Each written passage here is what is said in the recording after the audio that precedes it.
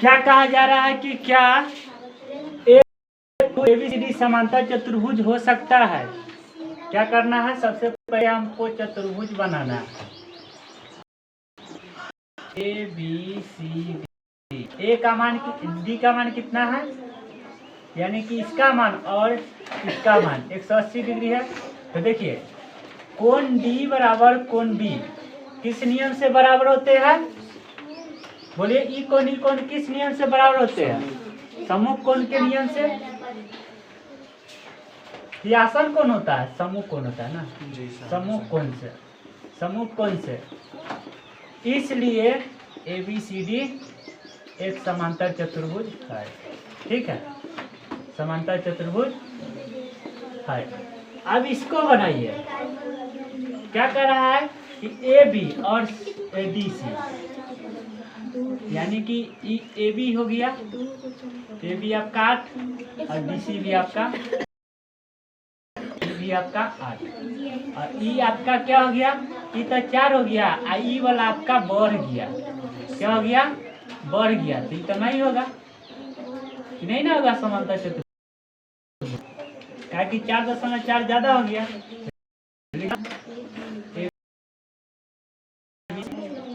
एक समांतर चतुर्भुज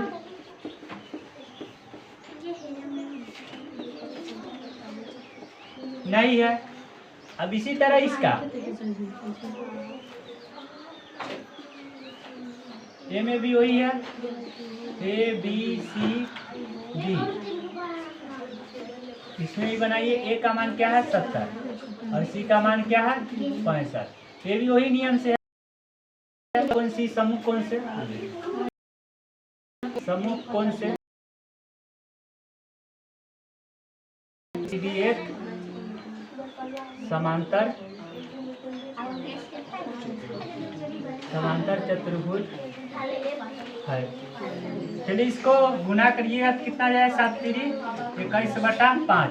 क्या करा, गुना करके न्यूनतम रूप में लिखिए। न्यूनतम रूप यानी कि भाग दिया कितना जाए, 5 चौका 20 और 1/5। ठीक है, इसी तरह 4 इकाई 4, 3 इकाई 3, यानी कि 1 पूर्णांक भले, हाँ 1 पूर्णांक 1/3। ठीक है, इसका गुना कीजिए कितना, 14 दूना 12 7, यानी कि 1 पूर्णांक 5/7। इसको भी कीजिएगा तो 9 दूना 18, भले 8 5 दूना 10 9 10, 1 पूर्णांक 1/9। ठीक है, इसको गुना कीजिएगा 4 दूना 8/3, यानी कि 2 पूर्णांक 1/2/3। इसको करिएगा तो कितना आ जाएगा, काट दीजिए 3 5 बिगाड़ चुका 44/7, यानी कि 6 पूर्णांक 2/7। इसको गुना कीजिएगा 4 हो जाएगा, 4 चुका 16। इसको 13 इकाई 13/3, 3 चुका 12, 4 पूर्णांक 1/3। इसका 3 9। यही था आपका न्यूनतम रूप में जो करता उसको काट कर लिखना है, जो नहीं करता उसको उसी तरह गुना करके मिश्रित भिन्न यानी कि पूर्णांक में लिख देना। पूर्णांक को ही हम लोग क्या कहते हैं, मिश्रित भिन्न कहते हैं।